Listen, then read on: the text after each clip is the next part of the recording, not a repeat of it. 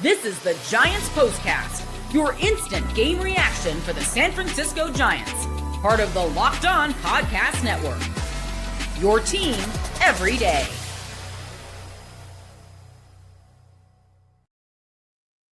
Yo, what's up, everyone, and welcome back to the Locked On Giants Postcast. I'm your host, Eric Triple E Engel. You may know me as the former producer for the Murph and Mac Morning Show on KMBR, or maybe from some of these other Locked On Postcasts we do. But today, the Giants salvaged a win in the desert before the conclusion of this series, picking up an extra innings win over the D-backs, despite only recording one hit through the first 11 innings of this one. And Jerar Encarnacion broke the 0-0 tie in the top of the 11th with an RBI single, but it was Christian Koss who delivered that big 2-RBI double to really break this one open and put the Giants up by multiple runs.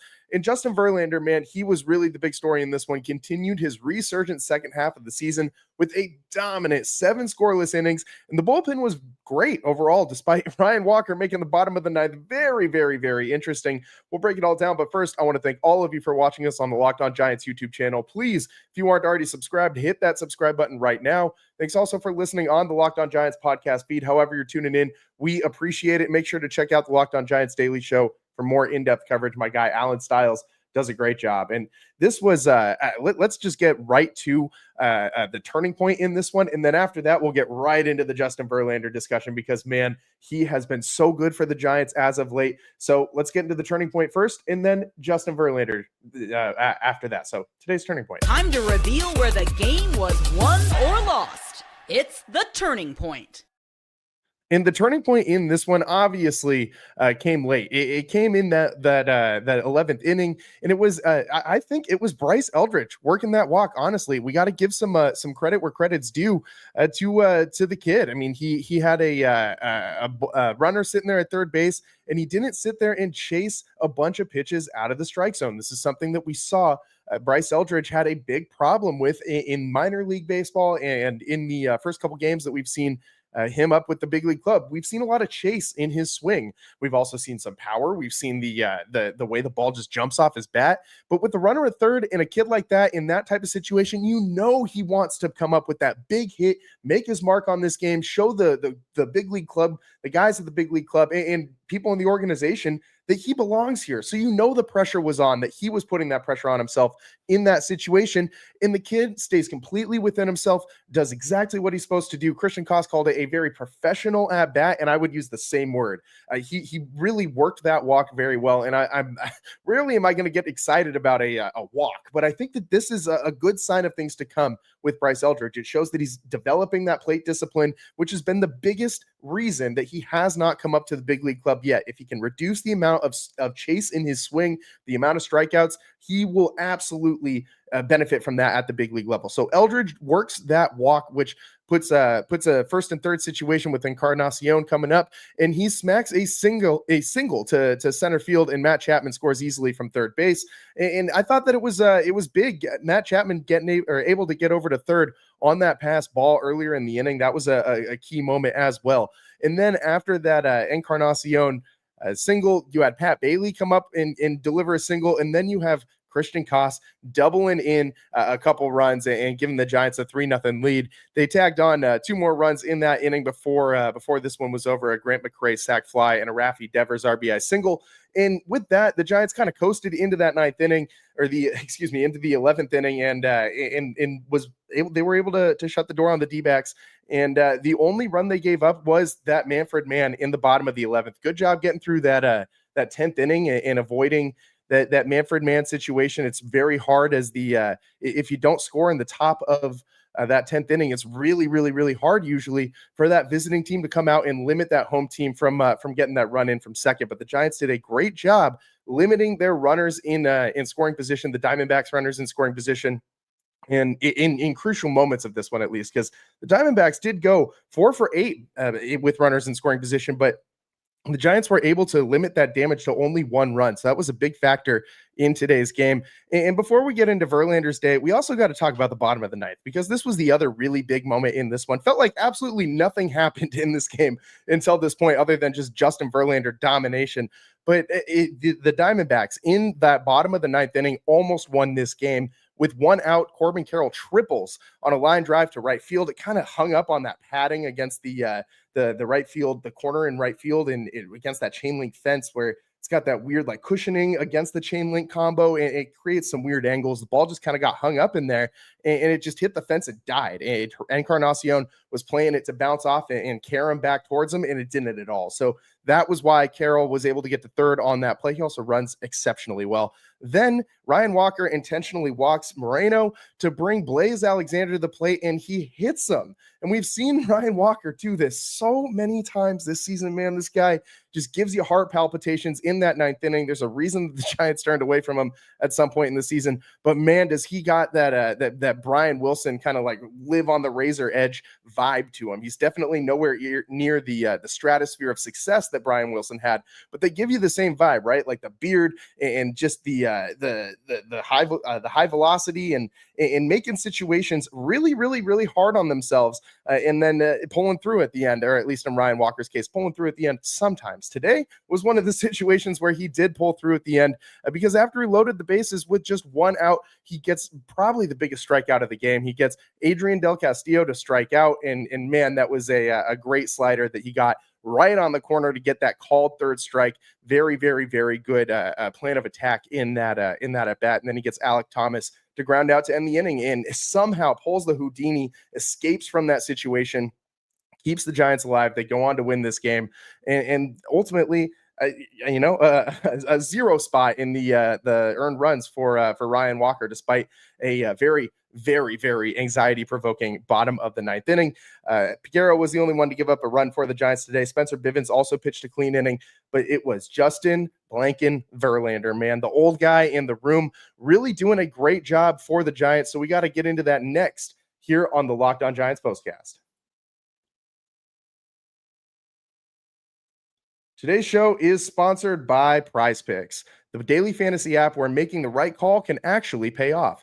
You and I make decisions every day, but on PrizePicks, being right means cashing in. With football back, PrizePicks is the simplest and fastest way to get in on the action. Just pick more or less on 2 to 6 player projections, and you can turn your takes into real prizes all in less than 60 seconds. And man, you know I'm always scoping out those max the max discounts. I love getting in on those. I feel like it's free money. You're passing them up because you only need one other right call. And so if you're into the max discounts like I am this week, look for a Patrick Mahomes half passing yard if you're getting in on some NFL action, and make sure that you go to the PrizePicks app today and use code LOCKEDONMLB to get $50 in lineups after you play your first $5 lineup. That's code LOCKEDONMLB for $50 in lineups after your first $5 play. PrizePicks, it's good to be right. And today's show is also sponsored by Monarch Money. Most people can't name all their financial accounts or even what they're worth, whether it's 401ks, properties, or investments. And when you don't have the full picture, you can end up leaving money on the table. That's why there's Monarch Money. It's an all-in-one personal finance tool that brings your entire financial life together in one clean, easy-to-use interface on your laptop or your phone.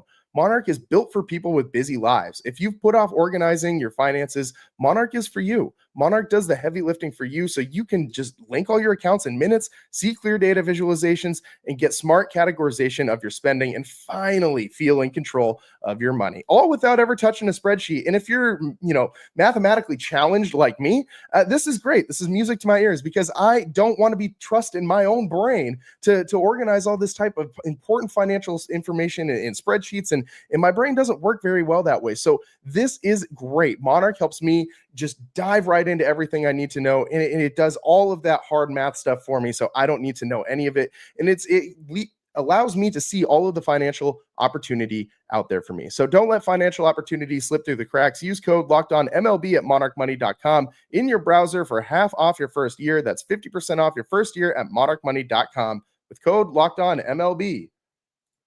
And today's show is also sponsored by Gametime. There's nothing like catching a baseball game live. The energy, the crowd, the chance to see your team in person. The Giants, they got a fan appreciation weekend coming up, but actually getting tickets, that's the tough part. Queues, login screens, surprise fees. It takes all the fun out of the experience. That's why I use Gametime, the app that gives the advantage back to the fans. Gametime is fast, easy, and backed by the Gametime guarantee. You'll always get 100% authentic tickets delivered on time and at the best price. Plus, all fees are included, so the price you see is the price you pay.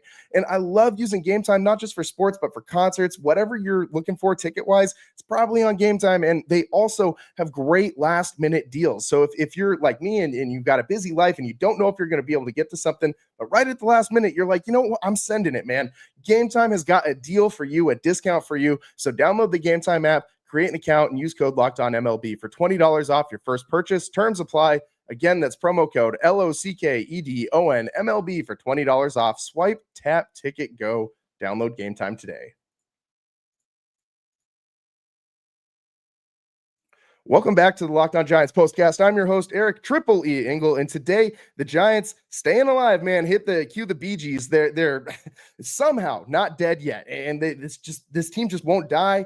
They've rallied back from certain death multiple times this season, and have tried to just stop that slow march to death, that slow death spiral around the drain. But they've been able to stave it off so far. They're 2.5 games back with the loss or with the win today. And in the Mets play later today against the Padres. The Reds did also win today. They beat the Cardinals 6-2. They are also 2.5 back, and the D-backs 2 games back right now. So a big old log jam right now in the NL West wildcard race, with the Mets still hanging around on top. And reminder, the Mets do still have that tiebreaker between the Giants and the Mets, but if they keep getting efforts from Justin Verlander like this, the Giants are going to give themselves at least a shot. I mean, you need some other guys to step up, but Justin Verlander, man, oh man, did this guy absolutely shove today. And he has been so good for the Giants lately. I mean, he has completely turned this around. Night and day difference in his last 7 starts now. He's only had 1 start where he's given up more than 2 earned runs. And that was against the Padres back on August 21st. Justin Verlander, for the better part of the last month, has been absolutely nails for the Giants. He has delivered time and time again, big moments for the Giants down this playoff stretch. And it is so different from what we saw at the beginning of this year. Yes, there was a lot of bad luck that Verlander had at the beginning of this season.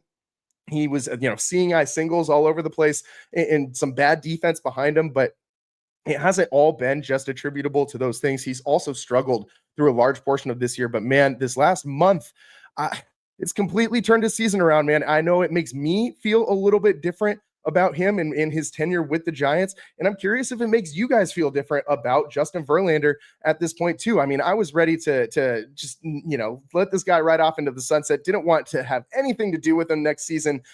Now I'm kind of thinking about it, man. Maybe 43 if it could be a good year for Verlander to come back for the Giants as well. And he could, I don't know if he would be able to carry the same amount of starts that he had this year. I think that's kind of an issue he had, kind of maintaining all of his velocity and all that throughout. But ultimately, I mean, he looks really good right now. He does not look super tired. I mean, he's been very efficient with his pitches. I can't sit here and say at this point, based on what Verlander's done in his last month, that the Giants shouldn't bring him back next year at this point. And I was ready to not completely jettison this guy and kick him off the team or anything like that. I wasn't ready. I wasn't calling for Verlander to be DFA'd, but I wanted the Giants to skip some of this guy's starts in the second half, man. I wanted to see even Mason Black over Verlander at a certain point because he was so awful for a stretch there. And now, I mean, he's hitting his spots. He's got that velo still somehow, and he's not missing over the middle of the plate. He's not just throwing meatball after meatball up there. He's not getting crushed anymore. I mean, you look at his Baseball Savant page, and it has dramatically improved over this last month. His hard hit percentage is pretty solid right now, 37.4%, top 75th percentile in Major League Baseball. But he's really doing a great job with his off-speed stuff to kind of carry him through games. And before we go any further, just gushing about Verlander's day today, we got to give him today's player of the game. If I can find the button. This is the Locked On Player of the Game. And Justin Verlander gets today's player of the game because obviously, I mean, dude kept the Giants in this one. And I mean, I thought this was going to be like the day the Giants season kind of, collapses, where we can kind of stick a fork in them. Being swept by the Diamondbacks going into a 4-game series with the Dodgers would just be the absolute worst case scenario. And so the Giants avoid that a little bit. It's still not a great situation. Don't get me wrong. It's still astronomical odds that the Giants are actually able to make the playoffs at this point. There's not a lot of time left, and you got 4 games against the Dodgers coming out. The Giants could very well, for all intents and purposes, be out of the playoff race by the end of this Dodgers series. But it's at least going to be the end of the Dodgers series and not the middle of the Dodgers series, because the Giants won today against the Diamondbacks, and they would not have done that without Justin Verlander. 7 innings pitched, no earned runs, only gave up 3 hits and walked 2. Only 3 strikeouts, but dude was doing a great job of getting soft contact again and just kind of working through that lineup, preserving his arm and not running up that pitch count super incredibly high. He did end up throwing 107 pitches through those 7 innings, but he didn't get gassed out in the 5th or the 4th or the 6th. I mean, for Verlander to come in and give the Giants bullpen a nice sort of day off. I mean, you still ended up having to throw 3 guys because the game went into extra innings, but for Justin Verlander to go out there and eat 7 innings to preserve the Giants bullpen just a little bit today, with as much as those guys have thrown, that's a huge deal. And ultimately, he really kept the Giants in this one, danced around a lot of situations, and he held the Diamondbacks down, man. I mean, his ERA is down to 3.75 on the year. Again, I can't sit here and say anymore that I don't want Justin Verlander back next year. Maybe not in the same capacity. I don't know if you can lean on him to start, 20 plus games kind of thing, but could he be a contributor to this team? Absolutely. I mean, maybe, I don't know if he would be up for it, but maybe some using him in long relief and some spot starts and maybe just tapping into him when you absolutely need him. I wouldn't hate that. I really wouldn't hate that. And letting him be around to be another veteran voice in that locker room. Justin Verlander was, just so good today. So good today. That's about all the time that we got for you guys here on the Locked On Giants postcast. Very, very, very good win for the Giants, and absolutely it keeps them in this wild card race for just a little bit longer, even if it's just until the next series. So the Giants have a monstrous task ahead of them. They have to beat the Dodgers in LA. You have to win this series if you're going to go to the postseason. Absolutely must, and we'll see if they're able to do it. That's all the time we got for you guys today here on the Locked On Giants postcast. I'm your host, Eric Triple E Engel. We'll see you next time. Peace.